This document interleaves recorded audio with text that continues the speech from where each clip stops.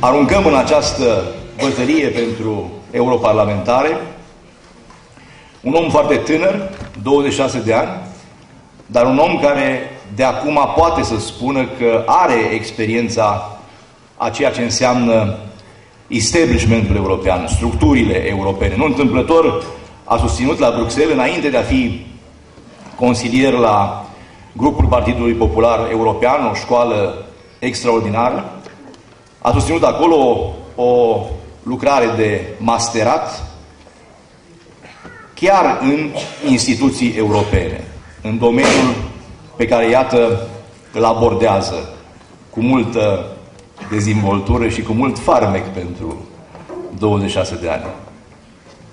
Sunt convins că Nicu va avea o carieră externă, o carieră europeană, independent de aceste alegeri, dar sigur este o experiență importantă pentru el să participe la o asemenea vârstă pe lista celui mai puternic partid din cea mai puternică structură paneuropeană, Partidul Democrat Liberal din România, care face parte din Partidul Popular European. Este și pentru noi o experiență. Așa cum de-a lungul timpului crescuți în Partidul Democrat Liberal au venit în importante funcții oameni care provin din tineretul nostru, iată că și astăzi pentru europarlamentare facem același lucru. Am lansat candidatul pe o listă puternică a Partidului Democrat Liberal, o listă în care se găsesc oameni cu experiență, oameni cu expertiză europeană, Stolojan, Monica Macovei, Traian Ungureanu, Marijan Marinescu, alți 4 europarlamentari on titră în funcție în acest moment.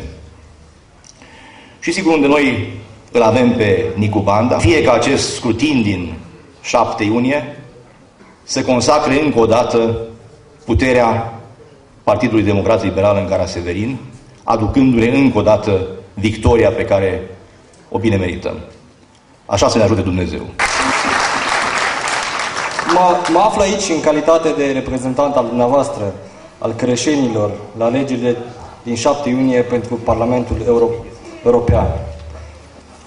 Dincolo de promisiuni, dincolo de platforme electorale, dincolo de declarațiile politice, Partidul Democrat Liberal este singurul partid capabil să scoată România din criză.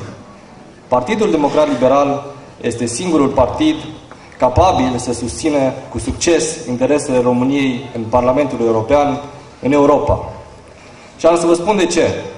Pentru că facem parte din cel mai puternic grup politic. Pentru că facem parte din marea familie populară europeană.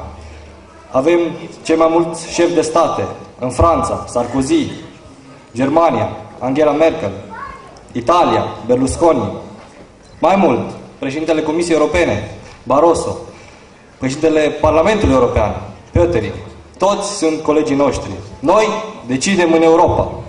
Experiența pe care deja am câștigat-o la Bruxelles în cei 2 ani de zile petrecuți acolo, tinerețea, entuziasmul și dragostea mea față de Caraș, față de Banat, mă recomandă să reprezint cu succes.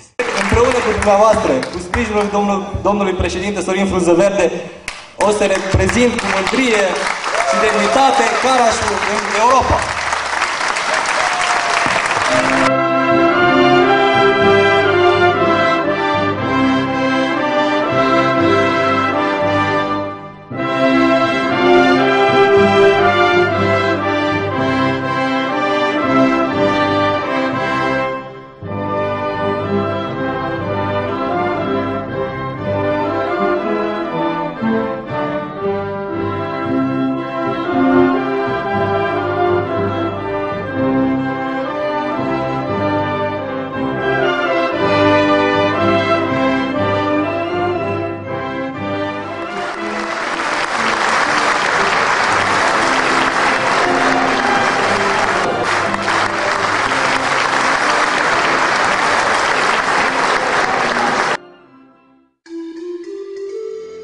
Sunt Sorin Frunzăverde, președintele Consiliului Județean Cara-Severin. Am fost ales uninominal datorită votului dumneavoastră și vă mulțumesc pentru acest lucru. Așa cum am promis, rămân acasă să lucrăm împreună pentru Cara-Severinul nostru. Pentru Parlamentul European îl recomand pe Nicolae Banda, cel mai tânăr candidat de pe lista Partidului Democrat Liberal. Cel mai tânăr candidat într-o echipă valoroasă, echipa Partidului Democrat Liberal. Nicolae Banda este născut la Caransebeș și locuiește la Reșița. Nu își va părăsi niciodată Banatul natal. Nu va pleca niciodată din Cara-Severin. Lucrează de 2 ani în Parlamentul European, este consilier în grupul Partidului Popular European, cel mai puternic partid din Europa. Mă numesc Nicolae Banda.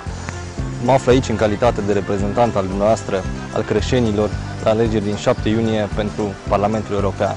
Am fost delegat să reprezint formațiunea politică PDL, organizația Cara-Severin. Experiența pe care am câștigat-o la Bruxelles în cei 2 ani de zile ca și consilier în cadrul grupului popular european, tinerețea, entuziasmul și atașamentul față de Cara-Severin mă recomandă să vă reprezint la Parlamentul European. Dincolo de declarațiile politice, dincolo de promisiuni, dincolo de platforme electorale, Partidul Democrat Liberal este singurul partid capabil să scoate România din criză. Partidul Democrat Liberal este singurul partid capabil să promoveze cu succes interesele României în Europa. În calitate de europarlamentar voi putea ajuta Carașul, cu atât mai mult cu cât avem pe domnul președinte Sorin Frunzăverde la Consiliul Județean, există deschiderea autorităților în această direcție. Eu la Bruxelles pot face lobby pentru Cara-Severin.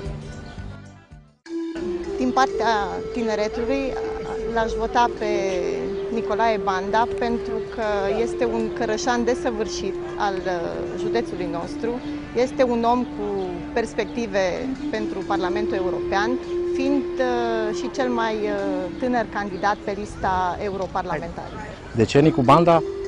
Nostru e din Banat, este tânăr, este un om care a lucrat în ultimii 2 ani în Parlamentul Europei și nu în ultimul rând pentru că este membru al Partidului Democrat Liberal din marea familie a Partidului Popular European.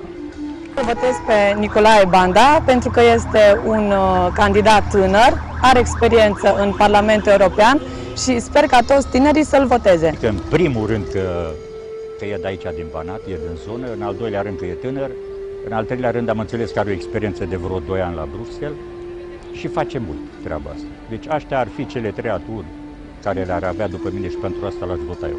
Mai are și altele, isteții, rog, dar astea ar fi. Și dacă merge acolo să nu uite niște lucruri. 1. Să ne reprezinte țara.